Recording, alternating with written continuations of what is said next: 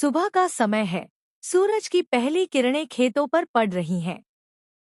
पक्षियों की चहचहाहट और एक नदी बहती हुई दिखाई देती है। गांव के लोग अपने कामों में व्यस्त हैं। कोई हल चला रहा है, कोई कुएं से पानी भर रहा है।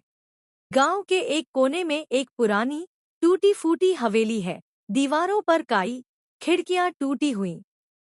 गांव के बच्चे बताते हैं कि रात में हवेली से आवाजें आती हैं, रोने की, दरवाजे खड़कने की। एक बच्चा हवेली के पास जाता है और खिड़की में एक काली परछाई दिखती है। रात का समय। गांव अंधेरे में डूबा हुआ है, सिर्फ दियों की रोशनी है। हवेली की तरफ बिजली कड़कती है। एक किसान बताता है कि उसकी बैलगाड़ी खुद ब खुद चल पड़ी, जैसे कोई दिख हाथ धक्का दे रहा हो।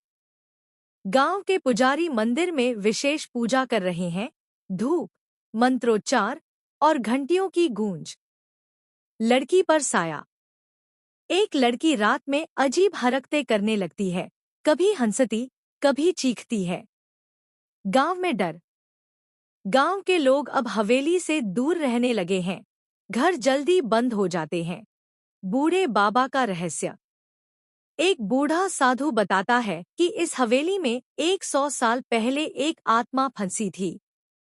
रात की भूत बैठक।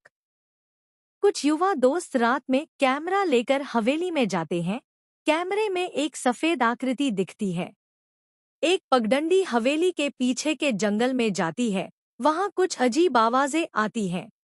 स्पष्ट रूप से एक महिला आकृति दिखती है, लंबे बाल, सफेद साड़ी में। बूढ़ा बाबा बताता है कि वह आत्मा कभी गांव की बेटी थी, जिसे धोखे से मारा गया।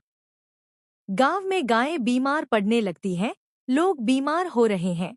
हवेली की छाया फैल रही है। आत्मा की पुकार।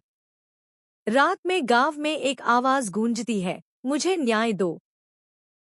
एक तांत्रिक आता है।